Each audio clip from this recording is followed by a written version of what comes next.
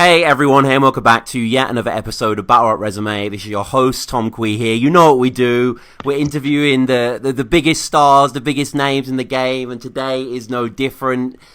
What do you fucking say? You know, what I think the most viewed in the UK, overseas, regularly, fucking doing tours, Sony labels, you know, Battle Disciple, Slaughter, like, Shotty, how's it going, man? Going really good, mate. How are you? I'm really well, and I want to start off with the big questions. Is Ty the Poet going to be on the All-Star game? Who knows, man? He's not really done much. He's not really done much recently, has he? So it's not looking good for the guy. But he's a good talent. He's a good up and comer. I thought he was one of your guys. Like you were in his corner. Like it was the new season. I still am. Like yeah, I'm still in his corner. Yeah, definitely. I'm in everyone's corner, man. But I see a lot of potential with Ty. Obviously, everyone knows he's had a couple of stumbles and slips, but you got to put it in perspective. He's a young guy, isn't he? Yeah. So Yeah. He's a good talent, no, man. Definitely one for the future if he sticks to it and he doesn't take like the word of like myself or whatever as like gospel that he's gonna go all the way to the top. He still has to put the work in. So him versus Maverick had some good shit in it. Definitely, it was just definitely. Maverick was just heavyweight that day though, like top level. I was blown away with Maverick that day. But you know, we're building up to Apex now, obviously part of Premier Battles, and we're nearing the end of Premier Battles' second season. And I always said with PB, it was such an ambitious, grand experiment with battle rap, trying to codify it and distill it and put it into a league when inherently it's so volatile. Like, looking back on the past 2 years, like, how stressful has it been? Really stressful. For one, it's weird even just saying 2 years. Yeah. Already. Like, it's crazy. Super stressful. It's like that with, if you're going to try and, like, innovate or reshape anything, it's definitely stressful because we're going into the unknown. We didn't really know much. We just knew that we wanted to bring a bit more, or not so much a bit more, but a certain level of a different type of legitimacy to battle rap and use a lot of the European aspects of culture as far as sports go and team-based sports. Like, you know, a lot of the songs at Prem and all that was like something we really wanted to achieve. So we tried to put it in this team-based format, and it did all right. I'm sure there's a space in that within our company. There's a place for that in battle rap in the future, but at the moment, I think everyone's just all hands on deck trying to just get the scene healthy again in its original form before we go and do these experiments. So it's been fun, and it's a good way for us to broaden our horizons and broaden battle rap's horizons and whatnot, and you know, add something to the pot. So it's been good, but very difficult. And you and Briggsy always knew you were going to come back. Was that always planned to happen, like a few seasons in, or? Well, as soon as we started the company, so behind closed doors, I've been chomping at the bit to get back in the ring since the day I left, pretty much. You just when it like we are who we are, and I'm a battle rapper, and I love it. It's beyond like a little fad or a little anything like that with me. It's my life, and it gave me so much. The Arsenal battle gave me so much. Loads and loads of amazing friends through that. There's just so much of me tied into that, and you miss it if you go in. I went and ventured into other stuff, and I'm doing my other stuff and whatnot, but there's always going to be that itch that you just can't scratch with stuff like that. And like the intensity in battle rap, once you come through a classic, like an intense high level battle, you come through and you got a lot of people saying you won or debatable or whatnot, and you come out really like war tested, and you go through it. There's just a different level of love, and it's a certain fix that you can't get from anywhere else. And that was always a big issue for me, trying to do everything else. I see a lot of these new guys come up, or I see a lot of people talking about who's the best in the UK and I see, and the warrior in me just wants to fucking battle everyone. That's how I got into the little fucking bullshit with Chip and that, like, because yeah. I was so frustrated. I just wanted to clash. I just wanted to battle. It's what I do. So I was Briggsy would more so joke and stick it on my toes now and again, like, just come back, bro. And then the boys in the chat, like, I've always, because we have a Premier Battle staff chat, I always put, like, bars in there. I watch a movie or anything, I'll just throw a quick scheme together and freestyle it into the chat. And then the boys will always be like, get like talks and that'll be like, yo, you need to come back. And yeah, man, I don't know what made me just be like, to be honest, it was just a lot of people. I guess a lot of people was just like counting the British scene out and that, man. Like I say, man, it's something I'm tied to emotionally. Like, I feel like it's a family thing and that. So once the British scene started looking a certain way, or people were saying it's a certain way, and I felt like it was my duty as like one of like the leaders of the culture out here to roll up my sleeves and come back and put in some work for it. So in my mind, it was always on the cards, really. But I just had to convince people to do it, let me do it. And then once I got the green light, I was super happy, man. So yeah, I'm back. Back. Like, are we going to see Shotty Gemini? Are we going to see Shotty fucking Soul? Are we going to see Shotty Sleepy G? Like, is this happening? I want to battle Gem. I want to battle Soul. I want to battle anyone that the people think is in question for the greatest of all time from here, innit? Like, I'm back. It's just those two, really. It's just those two are at that elite level for you, I think. Like, I love Shocks. I think you body me Shocks. I think me and Shocks would have a crazy battle, though. I think we would. Small room, yeah. Yeah, true. Yeah, small room, punching. Big room. It's hard. I think it's going to be hard. I'll be totally honest. It's going to be hard for anyone with me in the big room. It was going to be hard like that before. Don't forget, I've stood in big rooms in front of Hitman Holler and like the real kings of performances. Daylight in Newark, New Jersey. Yeah, you dub, man. Pat Stay, like, that was a big crowd, like. Yeah.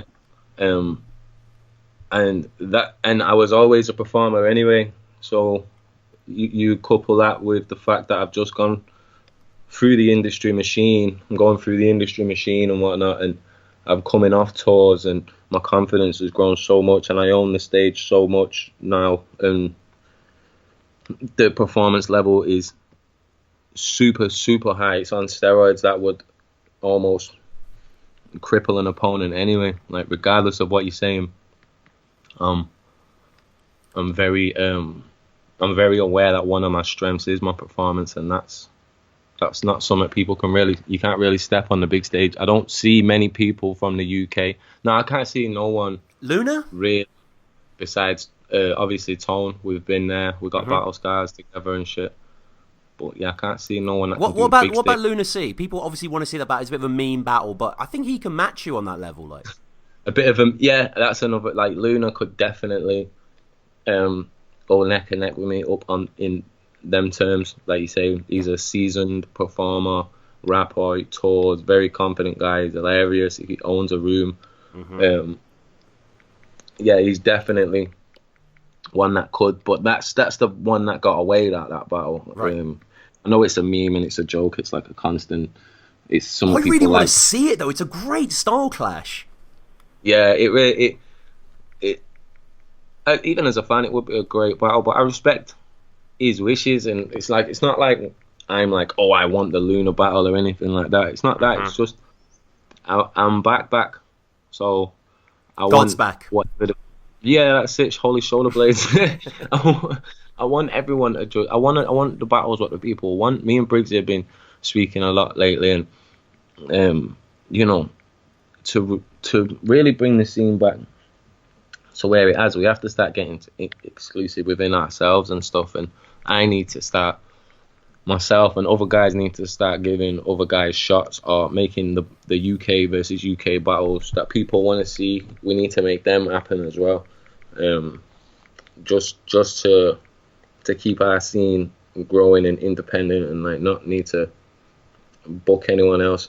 You know, we need to boost up people's ratings and make more household names as far as battle rap goes.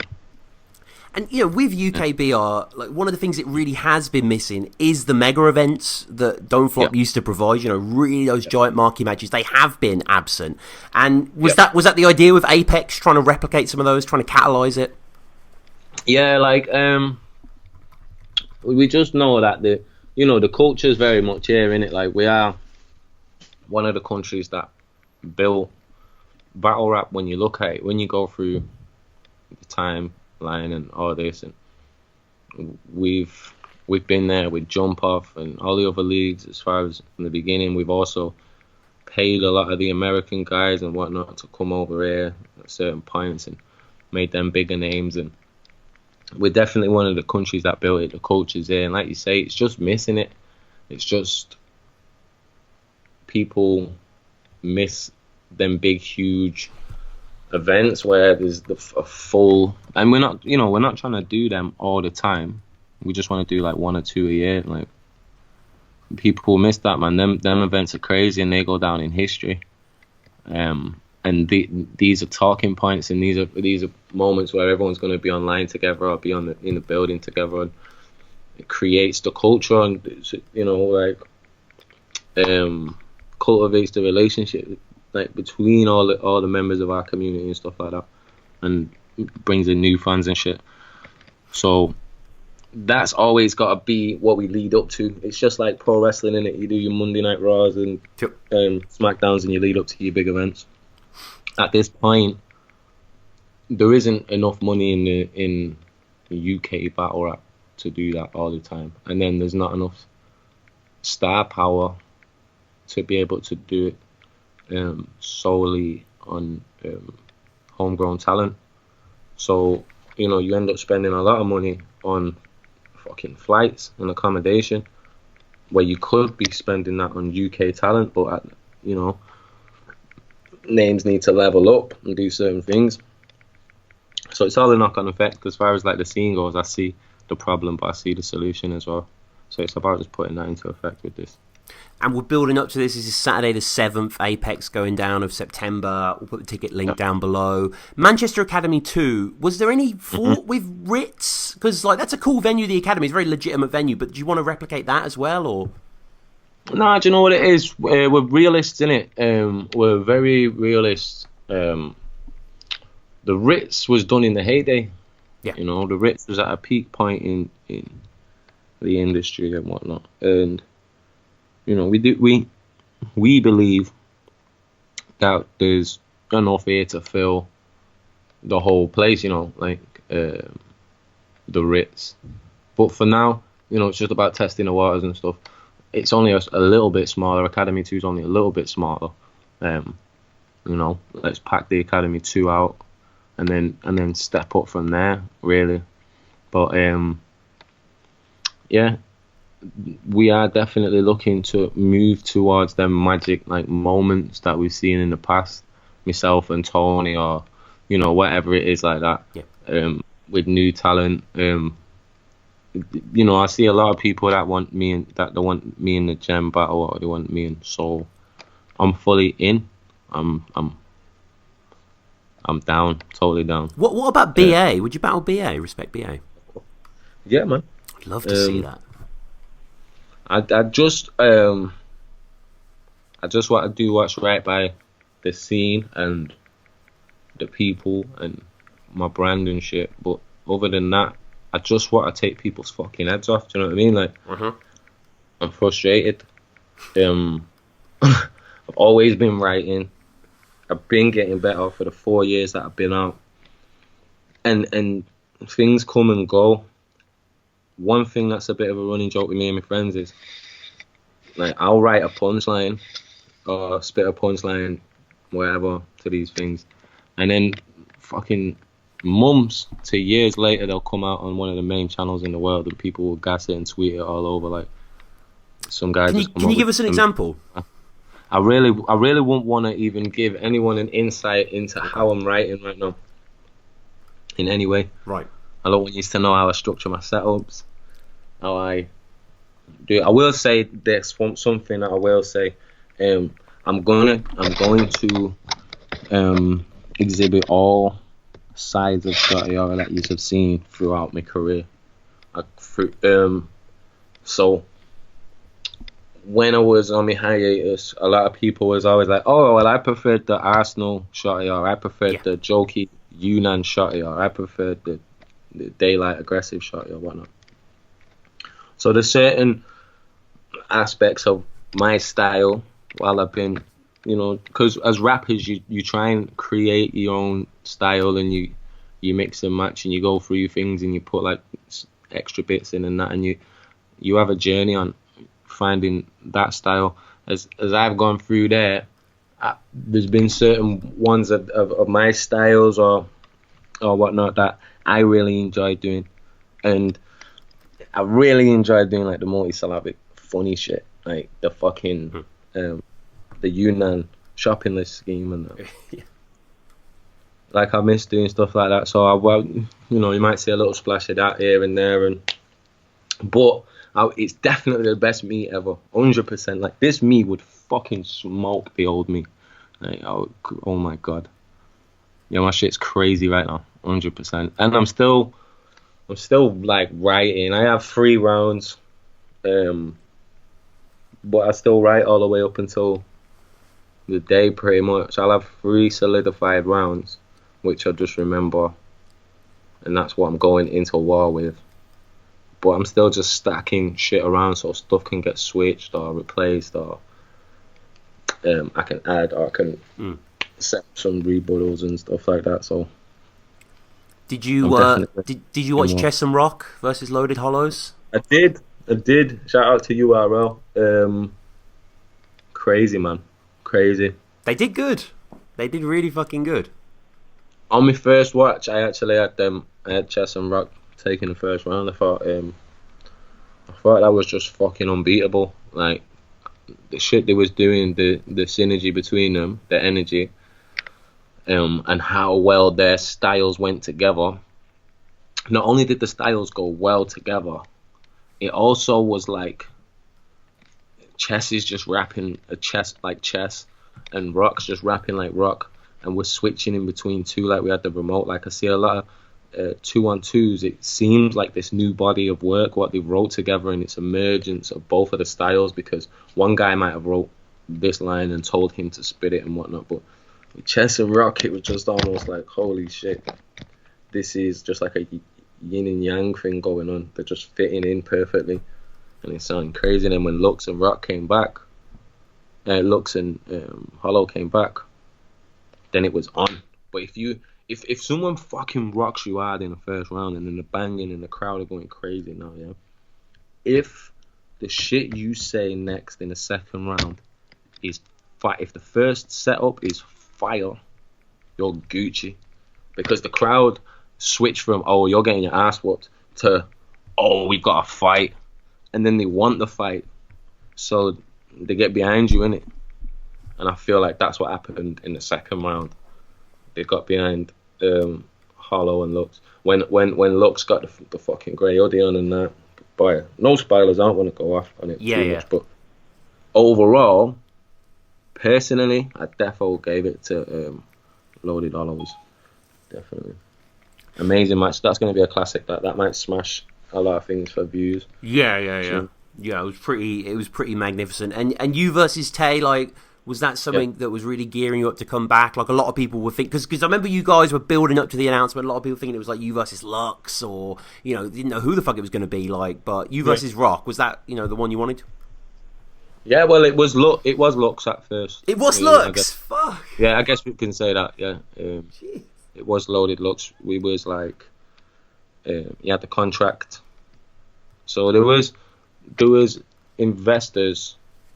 What's going on here? Why have I got 2 Skype things? Is that you? No. Might be Lux.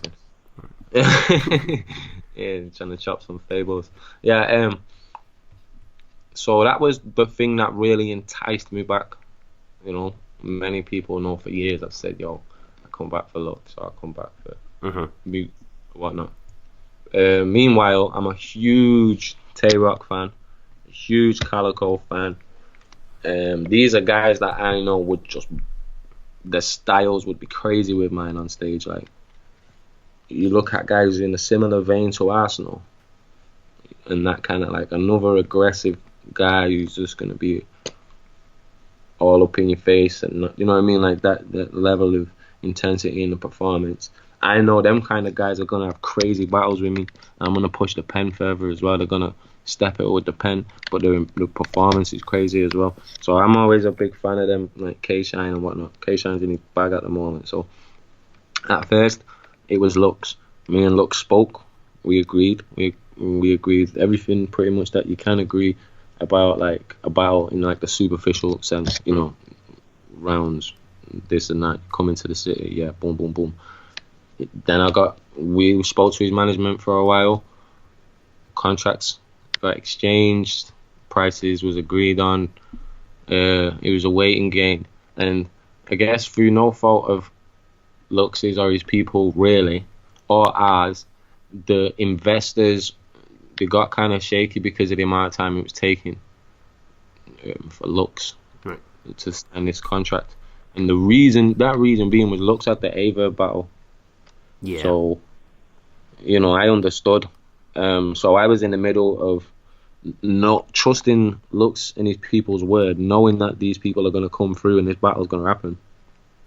And then a consortium of like investors worried, like, yo, what the fuck, man? What's going on? Are we doing this or not? And then, you know, they put time constraints on it, and unfortunately, the Lux and them didn't get back in that time. And then when they did get back, it was super nice and respectful, and the doors, you know, still open. That's something he wants to do a lot, and it's something I want to do a lot. So yeah, that will happen.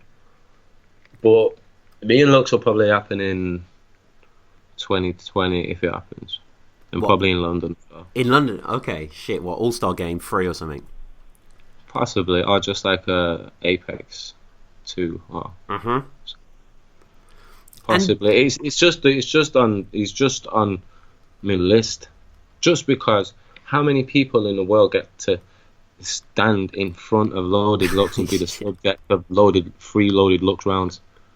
All I have to do is be good. All I have to do is my best me. You know what I mean? And then we've got a classic on our hands, and who knows, if the stars align that day, you could beat loaded Lux. But it's definitely something that I want to do. And in terms of like the video team and the pay-per-view, like, are we going to get a live pay-per-view, or how's that going to work? I think that's more Briggs's department. Yeah. Like, plans change a lot with that. Again, a lot of people forget, and it's a testament to Briggs's work.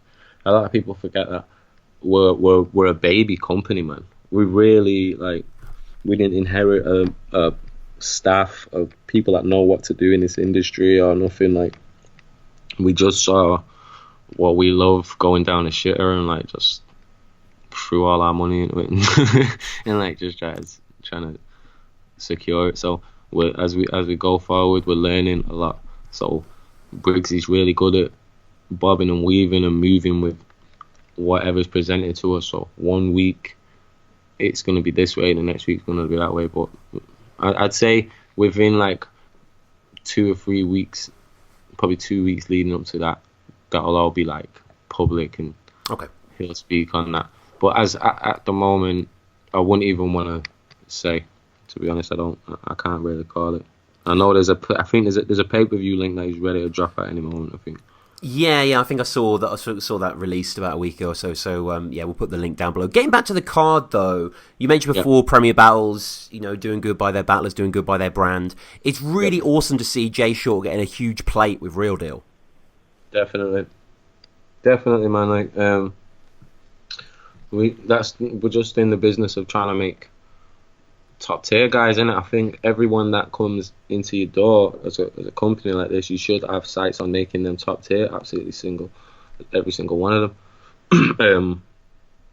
Now everything's on them to become top tier and do their thing. but we have to do our part when called upon. And if you're doing well and you're garnering a load of praise and you're getting your own fan base and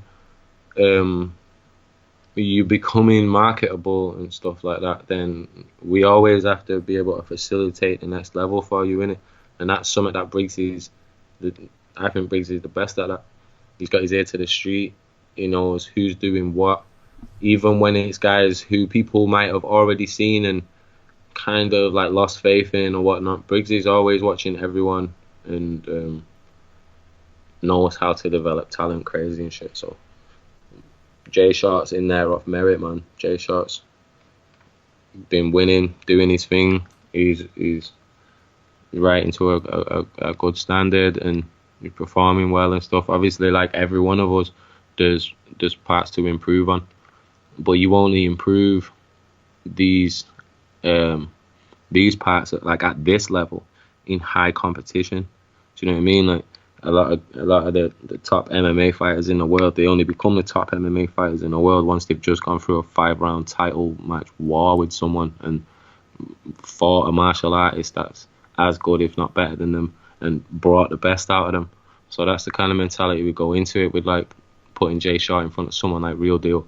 Jay Shot's gonna go in there, he's gonna get his ass kicked, he's gonna kick his ass as well, and he's gonna come out a better battler for it. And or as Eminem says, you only get one shot. If you don't, if you can mess it up, you could also mess it all up.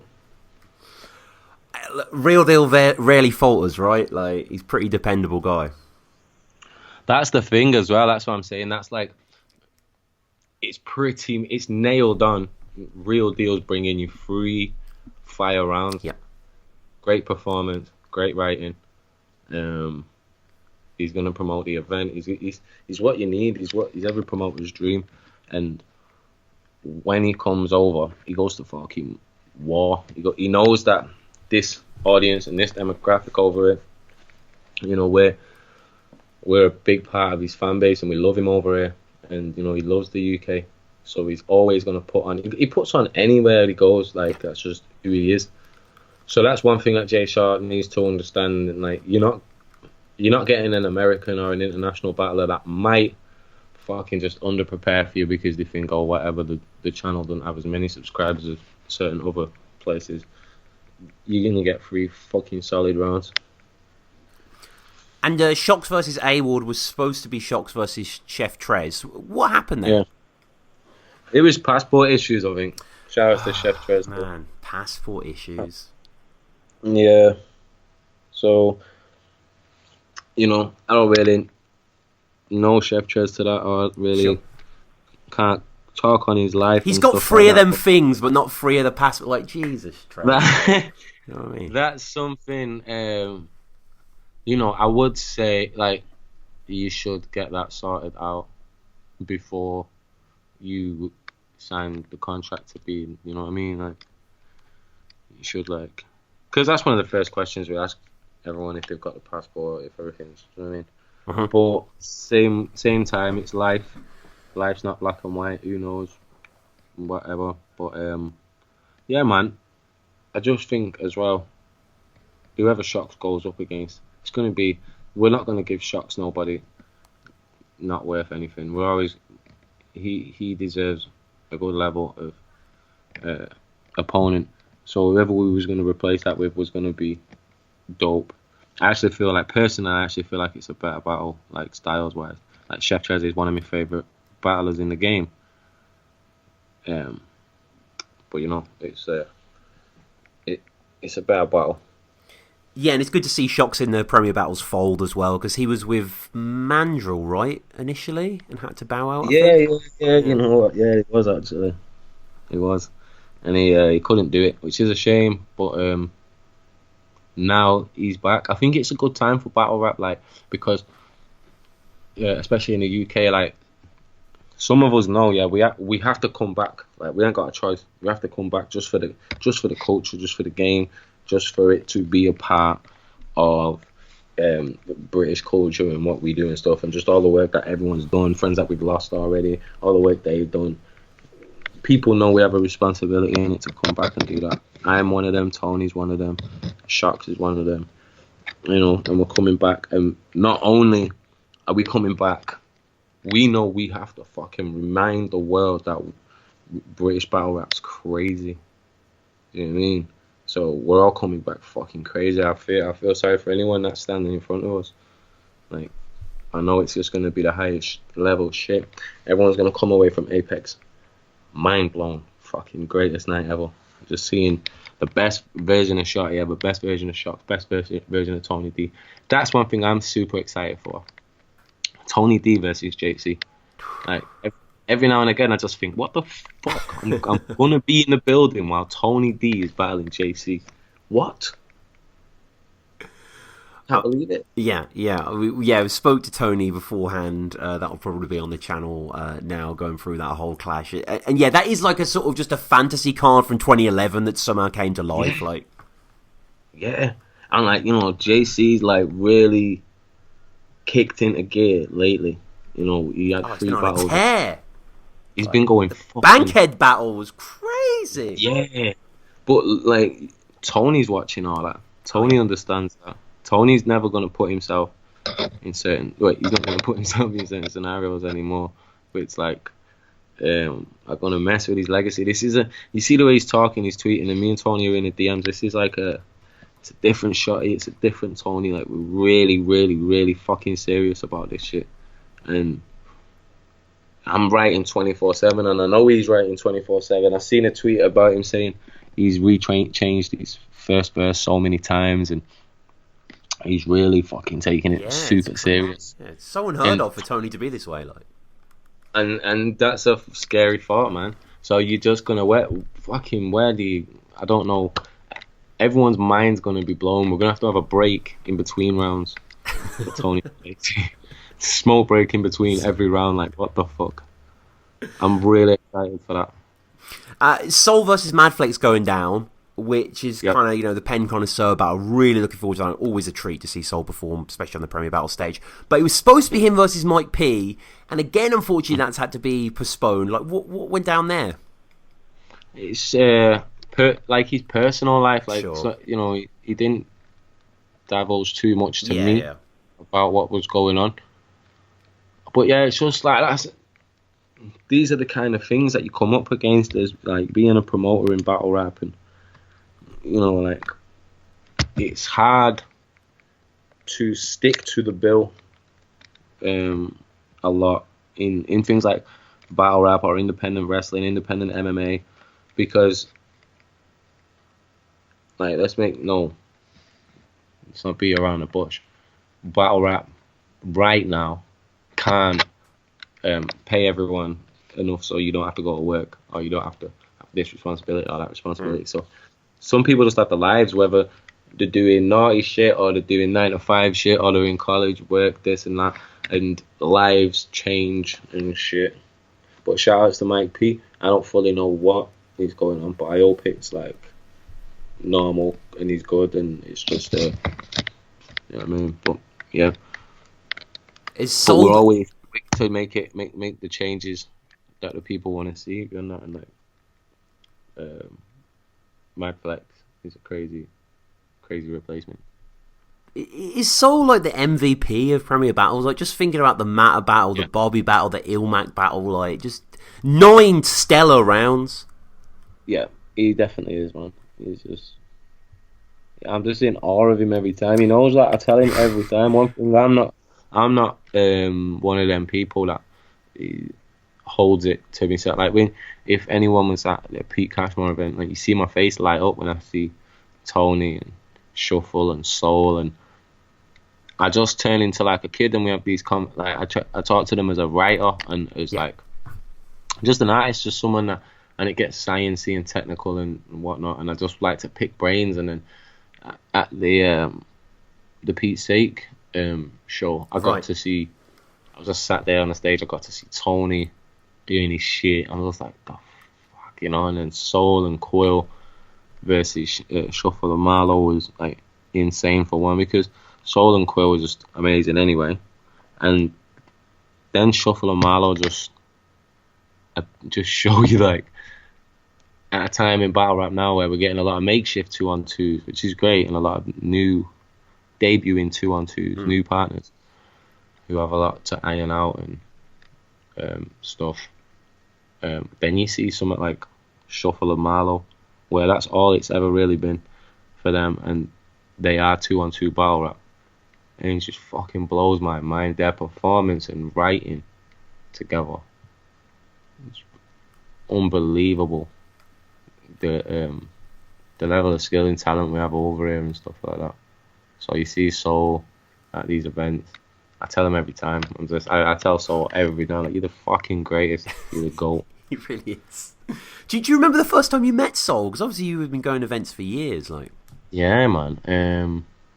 The first time I met him personally, like face to face, was the lab battles. Damn, he was there. Yeah. That's cool. We booked. It was Soul versus Pamphlet, I think. We booked him. Oh, okay. And it was at a time where people weren't really giving him like the credit he deserved and that, as like whatnot. He was on the come up, you know. He was just climbing up the ladder and stuff. I think I seen footage of him. Briggsy showed me footage of him before he was sick, so we booked him against Pamphlet, and he was sick there. And then he's just someone I get on with, man. Like, he's into the same types of shit, and like he likes MMA and that, and like. Yeah. And he's just, I don't know anyone that don't get on with the lad. He's just an absolute salt of the earth guy, top guy. The chat is saying it was Baron Mind, actually, that was at the lab battles. Is that who we battled? Apparently, yeah, rather than... The Premier Battles itself is right, saying that, bro. yeah. You're right, you know.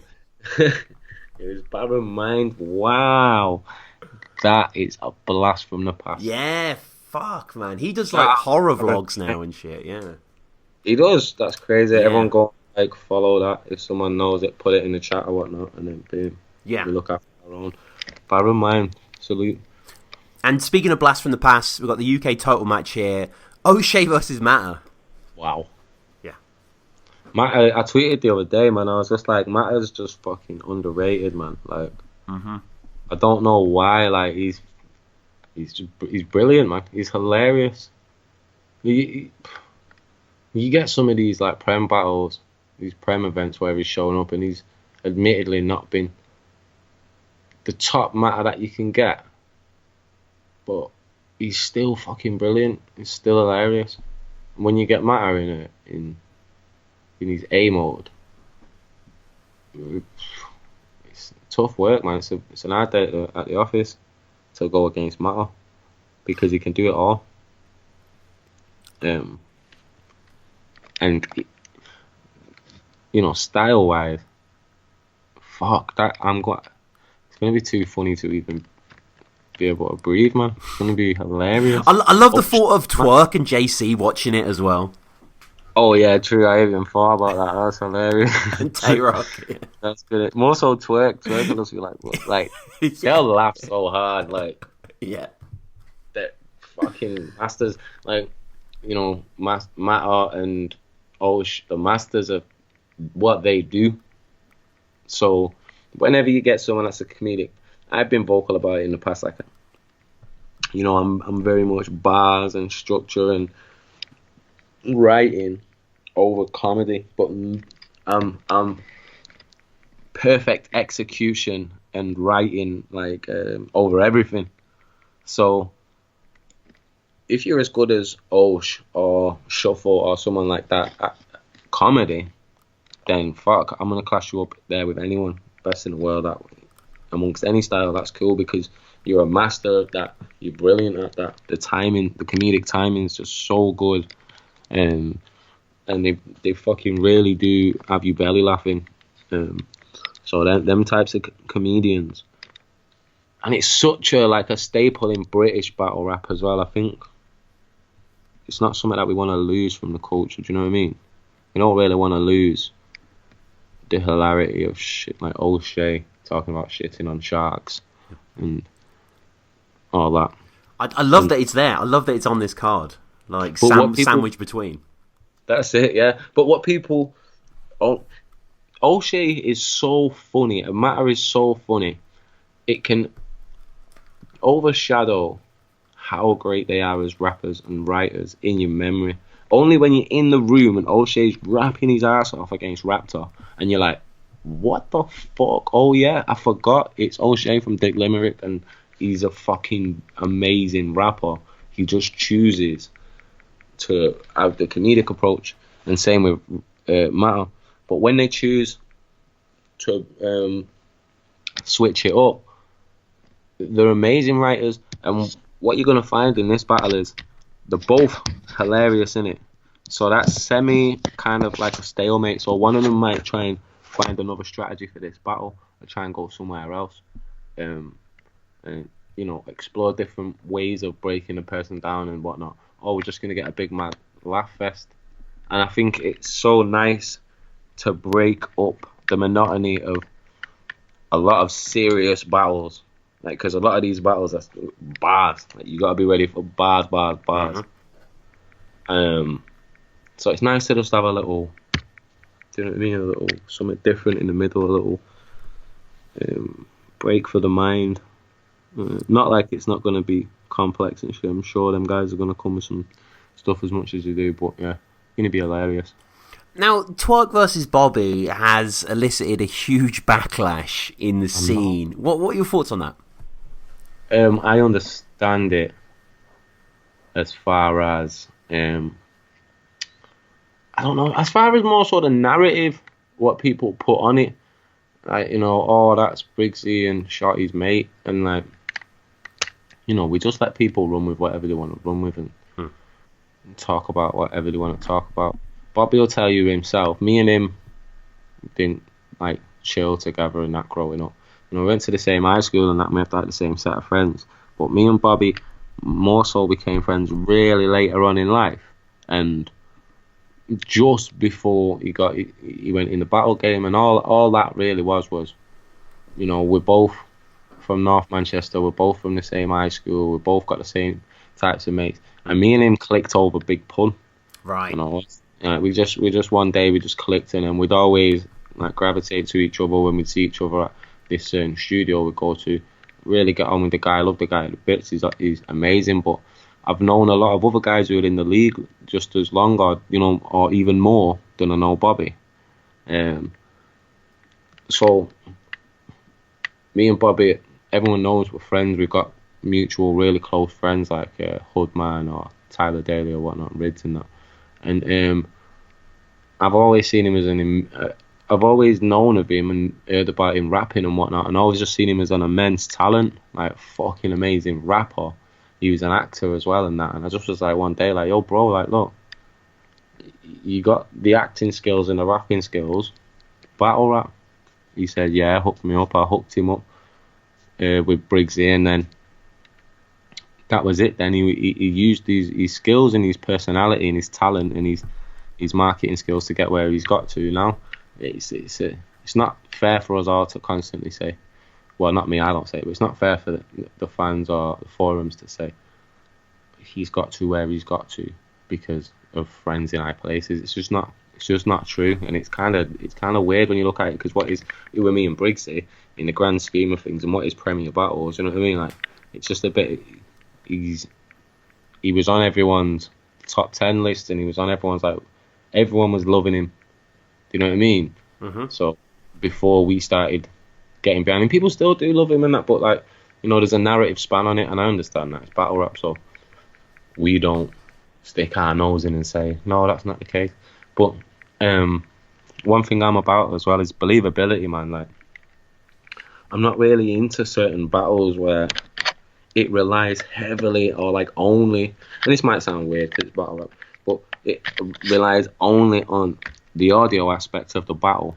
Like, you know, like, who are we gonna put up against Twerk, who's physically imposing enough, but yet still has a certain amount of lyricism and ability to control the crowd and do this and not get scared and thrown off by the way this monster of a man is going to control the room and the area around you and bully you and fucking jump all over you and push you around.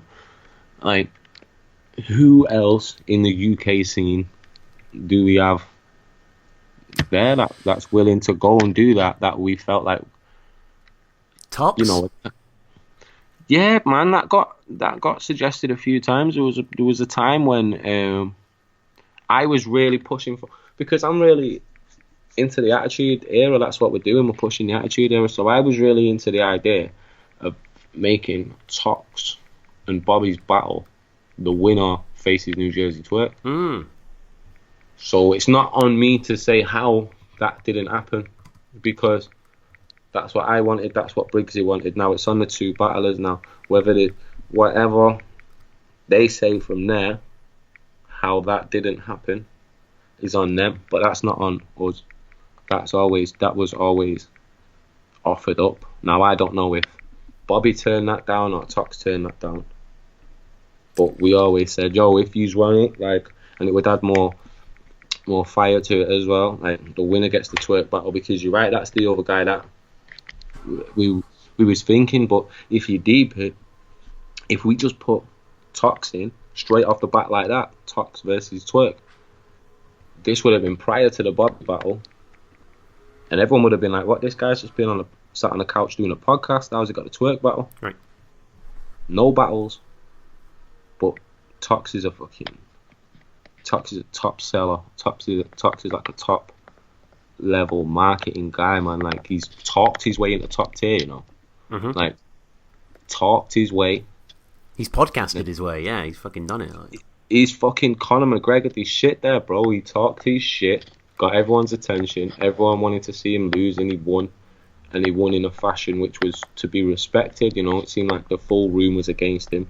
He weren't getting the reactions he deserved and stuff like that. On footage, I was blown away. I thought it was one of the best performances from a UK battle rapper I'd seen in a while, for my particular taste anyway, regardless of what he says on his podcast, or, you know, me and him being friends and shit like that. Fucking unbelievable performance and that. And so for the crowd to sleep on it was a bit embarrassing, cringy, but he went through it. He knuckled down. It was intense, you know, a lot of pushing and shoving. I love the battles like that. I think the battle should be, a lot of time, either like super respectful, these two guys obviously have a lot of respect for each other, or borderline, this is about to riot, but it doesn't. Like, this is like you and Clips. Like me and Clips, this is entertainment, you know what I mean? Like, me and Clips, I'm glad you brought that up, actually, because me and Clips is that is definitely one of the factors that made me come back. Like, I can't sit here and say, oh, that's not a part of my career that I'm proud of, really. You know what I mean? My rounds was better than his rounds. If I'd have just fucking behaved myself, I would have won. I would have beat Clips. Yeah. And I could not behave myself because I was younger, and I'd had my fill of it, to be honest. Management in battle rap at the establishment or whatever at the time, it was always kind of pissing me off, and we was never seeing eye to eye. We was constantly at each other's throats and whatnot. There was offers from major record labels and this and that coming in. A lot of opportunities was coming in for me on the music side of it. And the battle stuff, I just felt like, I don't know, I just felt like it wasn't going the way I wanted it to go, and I needed a break from it. Now, I was just mentally exhausted from the game. And then, you know, me and some of the rappers that was with Clips that day had issues throughout the year or the years, whatnot. So before the show, I stuck it on certain people's toes in the lobby of the hotel. Shouldn't have done, but I was trying to like have a fight with whoever in the hotel, whatnot. And that energy just carried on all the way to the event. So when certain people was involved in that lyrical jumping, it got my back up, but it was just because of the way, and the way I perceived it at the time, it was just the snaky manipulation way of it, like, because of how apologetic and cool and whatnot certain people was in the hotel, and we really all come to like an agreement and understanding and all that, and everything was blessed and whatnot. And then the way they tried to act with me in the venue and switch up when people was there, but it's still not an excuse, man. It's still not an excuse, because it's a performance-based thing, innit? So when I look back in hindsight, of course they're not going to be all super friendly with me in the venue and this and that. The fans are there about to go into a battle. And then, yeah, man, like them times, that was the beginning of like, I would get, now and again, I would have anxiety in it. I'd have like panic attacks. I remember I come out and I spoke about it on Twitter a while ago. And I didn't understand that. I didn't get what was happening there. Every now and again, I would just get a little bit of vertigo, and my heart would start going mental. And it would just come out of nowhere. And I'm like one of the most confident guys in the world, and it would come out of nowhere. And it like at one point in the Clips battle, and it was while it was all blessed, like everything was fine at that point as well. One of them just started kicking in. And I read about it and shit. It's like this fight or flight thing, and the body gets like, the body wants to run or fight. It's just a mechanism. Yep. So I think that, you know, that played a part as well. If people remember me after that day, I just bolted straight out of the venue and I was gone. You know, so that was all a bit weird for me and shit like that. Like I didn't really get it. There's a lot of factors that played into my attitude and my short temper that day. But you know, the day after, me and Clips are super cool. Everyone involved in that was super cool. But yeah, sadly, I was done with the game then. I was out of it. I thought, you know what, fuck this shit. I'm gonna go and do my shit. But like I say, it was like the day after I wanted to battle. I'd been telling everyone I quit, and then I was like fucking watching battles, thinking, oh, me and him would have a good one. Like fuck, it was just there every day. But I never watched the Clips footage back. One funny thing about the Clips thing was when all them guys jumped on stage, all my boys, people who I'm with, jumped on stage, and they're like well-known geezers from London and that. That I link up with and whatnot down there. And so when them lot have jumped on stage, my lot have jumped on stage, yeah. And so, you know, like the partisan tribal thing starts kicking in, and you both, you know, we was ready to go for it, and everyone was ready to go for it, yeah. And so afterwards, all chilled out, nothing happened. And then afterwards, I'm stood with my boys, and I'm speaking to this one lad who's like, he's a proper famous, everyone knows who he is, like he's a big name in the music game and whatnot. And I'm chatting with him because he stood up on stage, and I'm like, yo bro, I appreciate it when you stood up on stage as well, like you was backing it. He was like, oh no, I just thought that was part of the performance, bro. He's like, I thought everyone's mates was just getting up on stage. I was like, yo, are you for real? He's like, yo, I just thought it was part of the thing, bro. It was his first one ever. So he accidentally backed it and nearly got in scrap. That was fucking brilliant. Like, I was laughing. So yeah, long and short of it was, I didn't want to leave on that. That can't be my legacy. Do you know what I mean? And in the prep for Apex, there's a pop-up shop going down this Saturday. Is that right? Where like the academy battles and stuff like that. Yeah, that's going to be sick. Everyone get down there. Battlers from Apex, people who are going to be on Apex are going to be there. We're just going to be chilling, floating about in the place. All the new Shotty Horroh shirts are on sale. The Apex shirts, them new New Jersey Twerk shirts are on sale there. Them shits are crazy. Oh yeah, shout out Theo. Definitely, people, fans of this podcast might know him as Psychosis Holocaust or whatnot, but Theo Kane, absolute legend in the scene, just a legend person anyway. Shouts to Prison Planet and all that, Slime House. Yeah, top guy. He did the first piece he's done with us is a New Jersey Twerk piece. There's going to be a lot of Premier Battles Theo Kane things going forward, but the first piece he's done for us is this Madness t-shirt, this New Jersey Twerk Madness t-shirt. It's fucking t-shirt of the year. It's battle rap t-shirt of the year. End of. I'm so jealous. I wish we'd have done mine and not Twerk's, but well, fucking brilliant. So they're going to be on sale. Also, there's a FIFA 19 tournament going on and friendly matches going on as well. So if you think you can play FIFA, I will slap your fucking head off.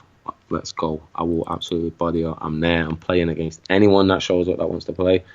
You can play against any of us, man. Like, whoever's there. FIFA tournament, Street Fighter tournament, WWE 2K19 tournament. Major concerns is bringing Tekken as well. It's Tekken. Nice. Yeah. He'll be doing some slots in the corner. Like, it's going to be sick. That's it. Yeah. Yeah.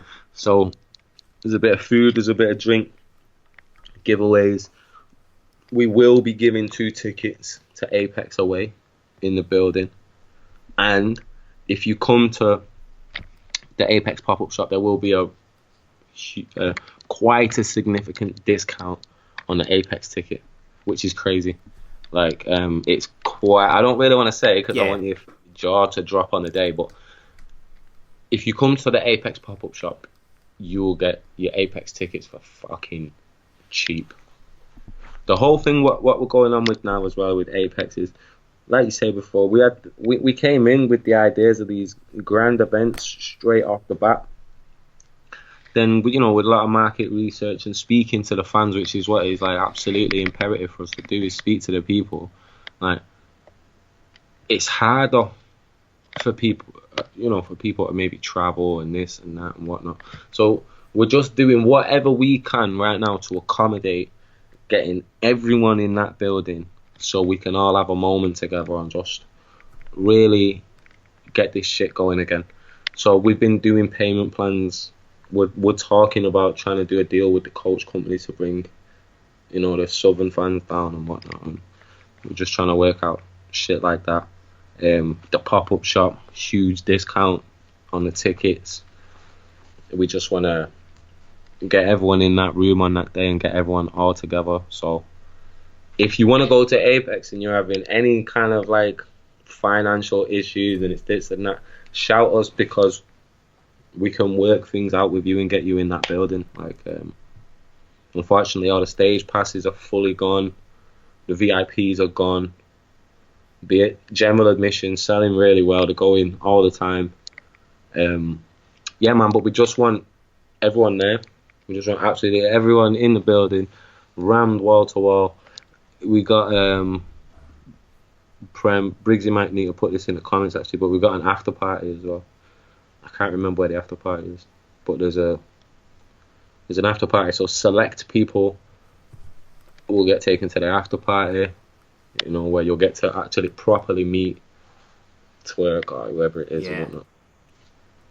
It's a crazy night, man. It's going to be an absolute crazy night. It's a celebration, man. It's a celebration of us as a scene saying, nah, fuck that. We're not going to just fall apart and that, and we're all just going to fucking crack on and do it. And I'm definitely excited. I wake up right now, and it's weird, man. It's like it's just gone left for me all of a sudden, because I wake up, eat, sleep, breathe and shit battle rap. And not a couple of weeks ago, my life wasn't like that.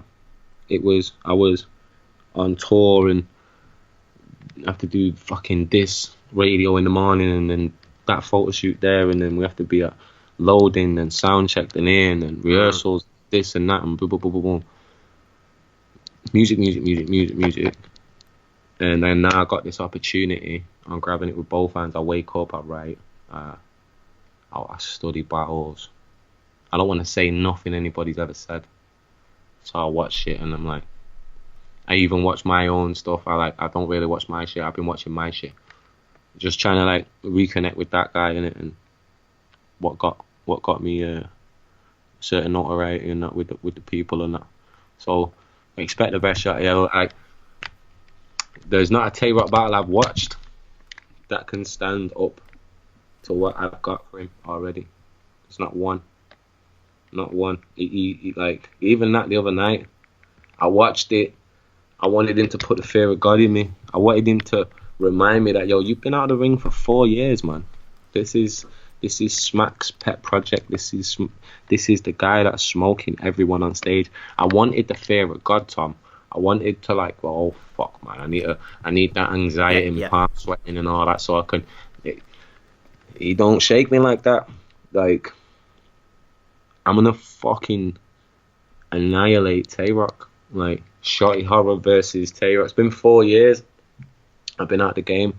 I'm the shit I've got, the level, like I'm just loaded. I'm just ready to go. I wish it was tomorrow. I really do. I wish it was tomorrow, because then I could get it done and then be ready for All-Star. So we're still getting All-Star at the end of the year? Yeah. Jeez. Of course. Fuck, man. We've got some good shit planned for All-Star as well.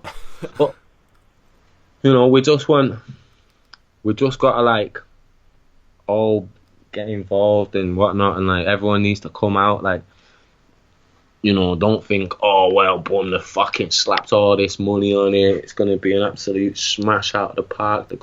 It's only going to be a smash out of the park is if we all come. If we all come back, and we all get together, and we're all there, and we see these magical moments again.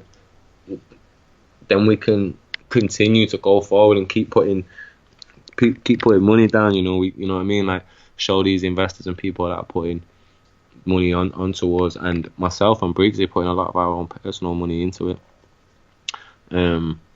Just prove to people that this scene's there, innit, and it's worth to keep doing this. And this is our watering hole. This is where we all get together, and like-minded people that like the same shit and have the same weird humor and that.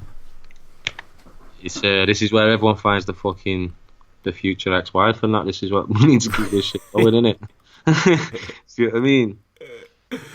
So we'll just close with a few questions. Obviously on the live stream we've had loads of stuff coming through. Don Pappy Hostel saying, how does Shotty feel about lazy battlers not promoting enough? It fucking pisses me off, I'll be honest. Shout outs to Don Pappy. Not because none of us are bigger than this. You know, none of us are bigger than we or what we are, what we're trying to achieve. None of us are bigger than our friends' legacies and, you know, the fans and shit like that. We all have shit going on in the day. You'd be an absolute idiot to think I've not got shit going on. Everyone's got something falling apart in their life that they've got to try and maintain. Everyone's got plates spinning. Everyone's normal. You're not on your own. Everyone's got to do that stuff, yeah. But we all also have to find time to do our work and get our work done and be respected and stand on our product and be like, yo, this is who the fuck we are. This is UK battle rap. We brought Jump Off, fucking Don't Flop, Lab battles, Premier battles. We brought star after star.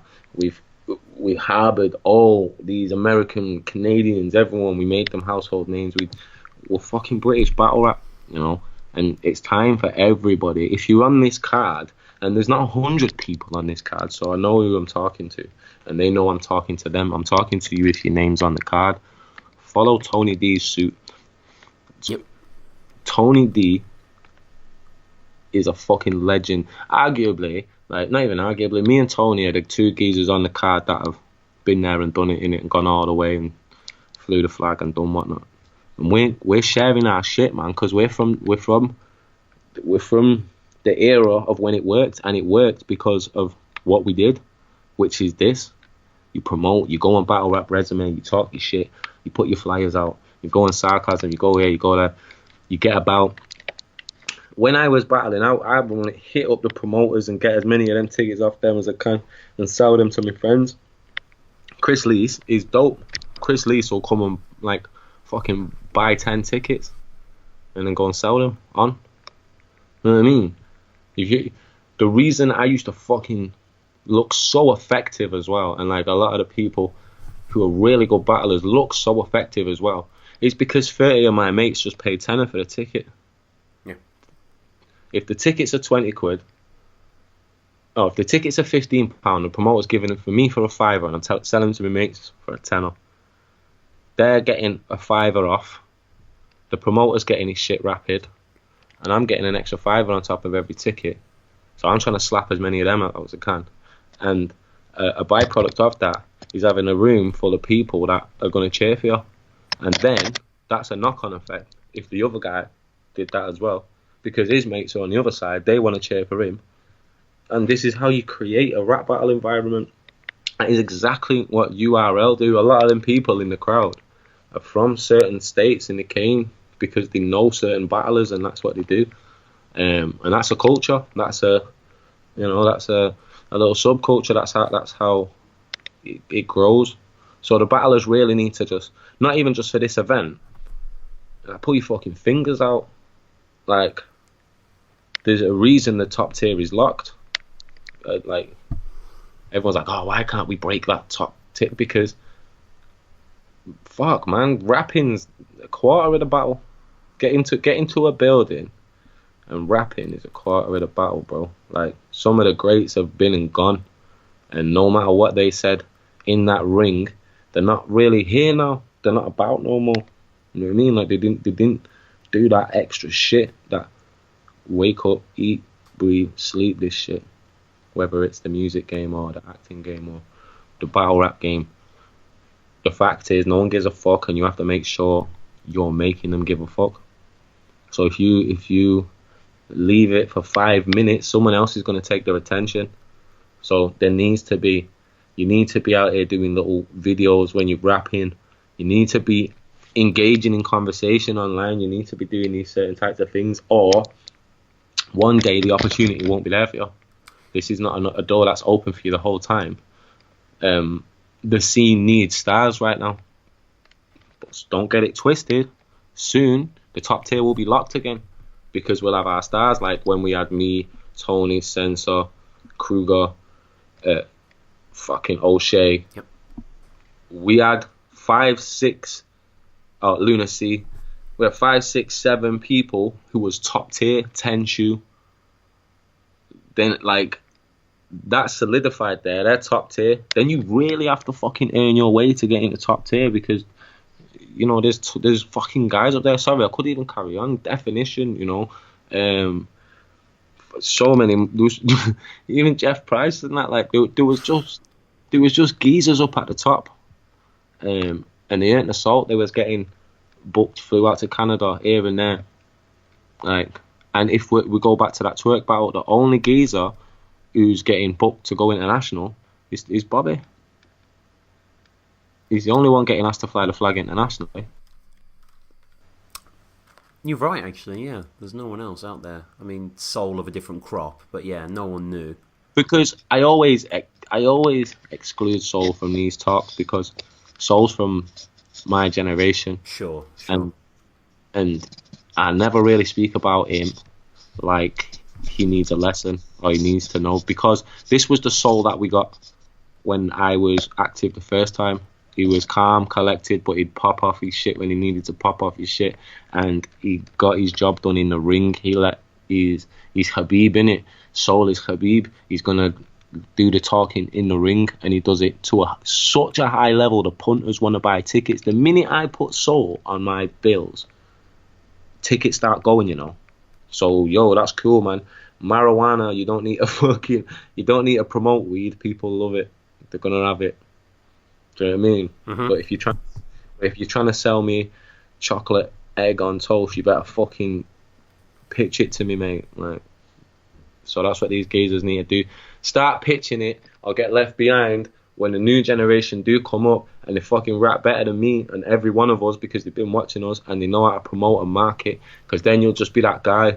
Oh, I could have been him. I could have been that guy one day if I'd have just stuck to it. Because trust me, time's running out. So state your claim to your top tier status. Get on the toilet, take a shit, or up the fuck off the toilet, mate, because other people want that spot. George asking if he'd ever battle Censor. Yeah, 100%. I'd love that. I was watching Censor and Shocks the other day, and I was just thinking, like, yo, Censor's so underrated. I do it myself as well, like, just because, like, you mention a certain... anytime you think of UK top tier, or you think of whatever, like, not even the people say Shotty, Luna, Ocean, Tony. So, for Kruger as well, my bad. For some reason, people tend to leave Censor off the list, and it shouldn't be done. This is the guy that battled fucking Soul Khan and Disaster on one night. Do you know what I mean? Yep. This is and he came back off the couch. This guy had not been involved in the game probably about as long as I had not been, 4 years, 5 years even. And he comes off and he goes against Shocks, looking like He'd not missed a fucking beat. Elite level rapper. Again though, with Censor needs to do more for the scene. This is the thing I'm saying, like, I'm down to give shots, but I'm not going to give you a shot if you're only coming back to get this shot and get your name synonymous with mine and being like, oh, well, that's a big payday, or oh, that's a big load of views. You're going to get the shot because you earned it. Gemini don't stop promoting Premier Battles. All the time he's promoting Premier Battles. All the time he's sharing people's shit and he's talking about shit. Gemini gives people below him shots, and he has aspirations, and he tries to do his music things and all this type of things, and he has a plan laid out, and he's marketable, and he you can trust him to go in there with anyone. And I trust that if I battled Gem, he wouldn't be battling some randomer the week after. Same with Soul. These are guys that are flying the flag, man, and sticking by it and doing that. Do you know what I mean? So I could only give Sense, like, only do the battle with Censor or something like that once he'd been back for a bit and been active and been coming to the events and been tweeting and been trying to get his people to show up again and all that, because that's just the way I work, man. But as far as a rapper goes and stylistically and one-on-one, it'd be brilliant, and I'd fucking smoke him. So, as I say, September 7th, guys, Saturday, September 7th, Apex. We're building up to this now. How many general admission is left, roughly? Like 40%? I don't know. That's more Briggs's type of thing. But do you know what? Like, I don't watch that anyway. Like, I'm in the business of selling tickets, and all the lead up, it doesn't matter. You could be selling fuckloads of tickets in the lead up and then expecting to batter it on the walk-ups with the people who come up buy a ticket on the door and it not working out that way. Or you can be kind of light on the lead up and the walk-ups batter it, and any variation of that in between. So all it is, it's not on us to be worrying or like over hype about it or anything. We just need to be focused on getting everyone in the building. Everyone in the building. I know it's a few hundred though,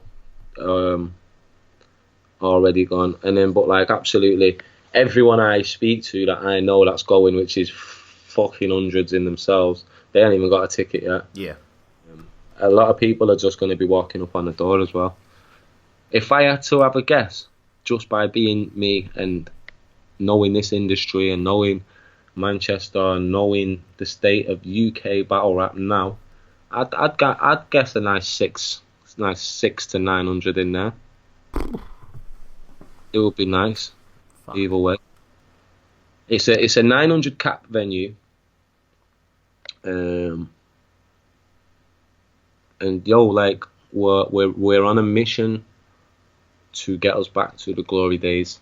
So as long as we just work hard and we keep presenting the opportunity for the glory days to be back, then it's going to happen sooner or later. So Apex is the one. Apex is the catalyst. This is where it all starts. This is I know I refer to wrestling a lot, but this is all in. Like AEW's all in. That's what this is. So this is going to be a big one. There's going to be quite a lot of like celebrity faces that people know as well from the music industry, from the media industry. Is Thomas Turgo's going to be there? Most likely, yeah. Yo, that's fine. Yeah, most likely. Andy Ellis will be there as well. Yeah. Yeah, man.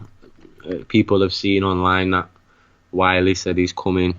A certain rapper that was on the balcony when I was battling Arsenal is said to be coming. Oh, okay. Yeah, man. I've had messages off a lot of, like, you know, the who they would call like the cool movers and shakers in the British music industry want to be in attendance and that as well. So yeah, that's going to be exciting, man. Aside from being like just the fucking best night of battle rap that you've ever seen in your life, it's going to be a great networking event. And then it's gonna be like the after party is gonna be absolutely crazy. Like the motley crew that's gonna be there of all these like weird certain people mixing together is gonna be absolutely insane. But first part of call though is the pop-up shop, man. Pop-up shop. 17th of this month. And where is it? Just central Manchester? I mean, I know all the details will be on the Atma. I think it's like AATMA, the club Atma. So if we can put a link or anything like that to the Prem site, I'm sure it'll be on there, man. Yeah. If you had to give me your predictions, bro. Give me your predictions for Apex full card. Tom Kwei. Jesus, man. I want it rounds as well. Rounds. I want you rounds. I want to know why you think I'm going to 3-0 Tay Roc. I do think you're going to beat Tay Roc. He is on a downslope. He has been for the last 4 years. Yeah. That's a fucking big downslope, that, Tom. Yeah, it's gradual, but the incline's there. The decline's there, yeah. I think, you'll beat Tay Roc 2-1. I don't want to sort of... I've got a feeling of what angle you're going to take in the third, and I think a lot of people have got the same idea. And I think if you do DM me that, and I'll give you a thumb up or thumb down. Okay. And Tony JC. Difficult. Very difficult. I think... JC can't come like patient grandstanding JC that he has done in the past. He can't come like Trez Mike P JC. I think he has to be a bit more attacking like a chiller JC. Tony wants this though. I've never seen Tony actually want a battle. Like he never really seemed to care. But like here he's fucking chomping at the bit. Like I love it. He really is, man. Because he fucking loves this shit, man, and he knows the problems that he's in at the beginning. Yeah. Me and him, more so me or whatnot, we feel certain parts of responsibility or whatnot to do certain things. So obviously, he's in fucking. There must be something in the water, man, because we just love it again. We just absolutely love the game again. And something I do really want to talk about. Me and Tony D are a 2-on-2. It's like that's an official thing. We're a 2-on-2. Like we don't have a name. That it's just Shotty Horroh and Tony D, or Tony D and Shotty Horroh. Yeah. Whichever has the better ring. Fucking, and yeah, man, we'll fucking take on any two in the world. And we really want it. 2020, Briggsy's probably going to be like, don't tell them, but I'm going to tell them. We've got the tag belts coming, the 2-on-2 belts are coming. What, we're going to have a tournament? Yeah. Yo! Yes! I really want to enter that with Tony. Fuck. You would demolish Conman Curve in that. Like, that wouldn't even be fair in the first round. Like, I think we're going to go with the tournament, and especially with the titles as well. We're going to give everybody a chance to win it. And like, especially with the 2-on-2 tournament, it won't make sense if it wasn't like, me and Tony, Shufflo, DNA K-Shine, whoever. Even maybe if Quill and Soul want to do this shit again. Do you know what I mean? Fuck Bobby and Briggs, whatever it is, we're into the 2-on-2 thing, man, definitely. And we feel like this country, we have Shufflo, and besides Thesaurus and Ilmac, Thesaurus and Ilmac started it really. They made it like dope back in the day, but it kind of fizzled out. No one gave a shit, and then Shufflo came, then it went dope and everyone cared, and then DNA and K-Shine copied Shufflo, and then now you've got Summer Impact, which is fucking mint, but my friend, the catalyst of that, like, that's what I feel like. So we should be celebrating that 2-on-2 and making sure that they have a division here. So yeah, that's coming. Me and Tony D are gonna win them belts and never lose them. Fuck, I might even go for the UK title myself as well. Fuck. Like, we're gonna see you on URL stage, like, next time they come over here, like, surely. Nah, I want to go over there and do it. Like, I understand like doing it over here and being a part of that and like putting on for the UK, but I have Premier Battles over here. It's just oxymoronic for myself, business wise. But going and being on that stage, whether it's Irving Plaza or wherever we're going, and actually being in the heat of them, that crowd that might not fully get my accent or my humour, that just does it for me. That's why I'm here. That's why I'm here. I am such a out of my comfort zone type of person anyway. People know I just fucking up sticks, move to Canada on a whim, and go and do this and do that. Like I'm a person that likes to be tested. So that's one of the main reasons. In fact, that was the main reason I did the daylight battle on UW. You know, you're walking into a room full of like hostile geezers and that, like within 2 or 3 bars, they got the biggest smile on the face. They're like, it was amazing, man. Like, that's what I believe my skill set can do. That's what I've always wanted to do. Like, just go at the best, overcome the toughest scenarios with my skill set. Because like I'm just in it for my reasons. In it, I'm a rapper, man. I'm 32 in it, so I got onto this when it was all about skill. So I just test myself like that. I'd rather go to Irvine Plaza and battle at John or somebody who's like. You and Surf, surely. Yeah, man, me and Surf all day long. I would love to do the Surf battle. Just someone who's like a bit of a favourite over there, man. And just someone who the odds are already stacked against me by me stepping on the stage. And they all want to battle you as well. Like, I've had guys on from like overseas podcasts, and it's a cliche, but they only know Shotty. That's the only person they know. It's just because, like I say, we go back to that the promoting thing. It's just because I really did my numbers like that. I really put my money where my mouth is and flew myself out to certain countries and battled certain people. You know, the Arsenal battle did really well for me. But then these are my peers and that, you know, I traveling circus.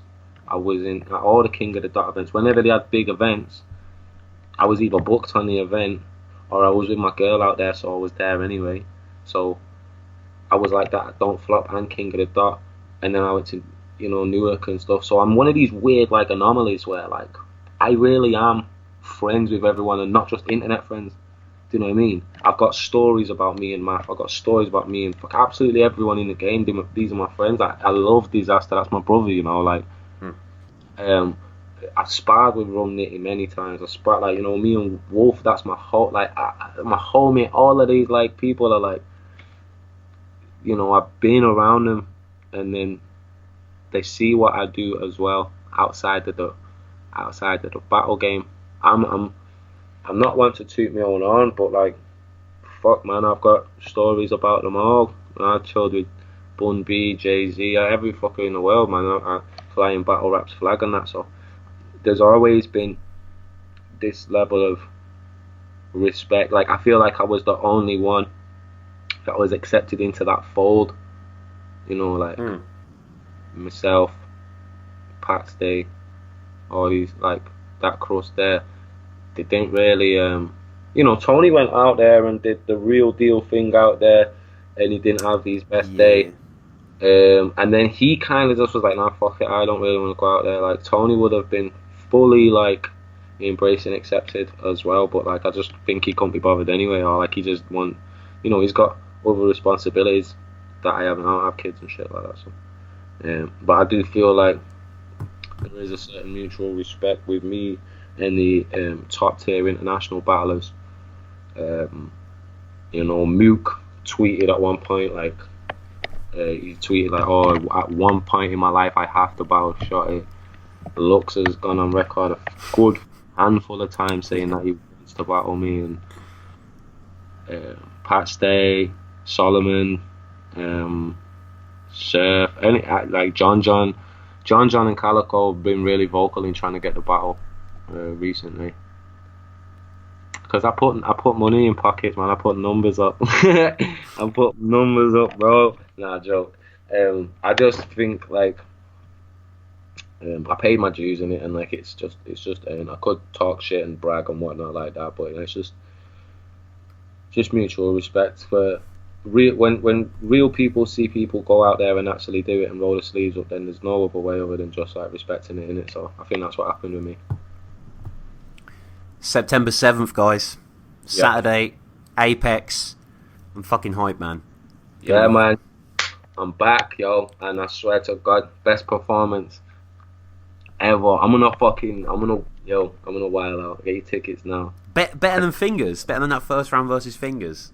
Way better. That first round from Fingers was a bit of a freestyle as well, you know. Yeah, I think so, yeah. But that like endeared you overseas instantly, like. That was it. Yeah, the only thing from that fingers round that was actually meant to be in there was the Yakuza line, and then I stumbled, and then I just remembered there was a scheme that I threw away. I'd only wrote the rhyming words. I'd only wrote like fingers in jars, Nicki Minaj, pick a guitar, tickle her ass, and I did a load of them, and I totally forgot all my shit, and all I could remember was these words that rhyme. So you can if you go back and watch the footage, you can really see it. Like I'm fucking freestyling, stumbling all over it, and it was like, you know, when you're playing Guitar Hero and it's just working, like you're like, oh fuck, I'm doing it, and like the points going. I had one of them moments in real life. Like I couldn't fuck up. I was like, oh my god, I'm fully balanced out, and it's. So I know how these freestylers like Thesaurus and that must feel when you get one off, because that was fun. But yeah, man, way better than that. Way better than anything I ever done. Chomping at the bit, ready to go. And yeah, man, all you UK battle rappers, you better be ready, because I'm back, and I might just be calling you out very soon to take your fucking head off and show you there's a difference. God tier is quite high up. So yeah, man, I'm out here ready to chew faces off. I've been watching all the UK battlers for so long, tweeting about how they're the best, and watching the fans saying, oh, this guy's the best, that guy's the best, or, you know, fantasy battles, and people saying that they've got me losing 2-1 to this guy or that guy and all this. I will smoke every person that raps. End of. Fucking at them. Tell them, if you rap, you're from England, I'll fucking smoke you silly. End of. PremierBars.club. Yep. Where winning matters. Thank you so much for having me. Yeah, Shotty, thanks so much, man. We'll have to get you back and do like a proper like BRR, go for all the battles and stuff. But like, just wanted to promote. Mind as well, man. I want to do a Mastermind. Oh yeah, fuck, man. I'd love to have you on for a Mastermind. You're kidding me? I'm quite good at it. I've got a bit of a knowledge about the battle rap game. So yeah, I'd love to do that just as a fun. Yeah, no, that'd be great. So yeah, thanks to all the guys on the live stream, Patreon, iTunes, follow us at Battle Rap Resume. Shotty, thanks again, man. Thank you so much. Yo, salute to everyone that locked in. Shout out you lot. Okay, pop up shot, get it in.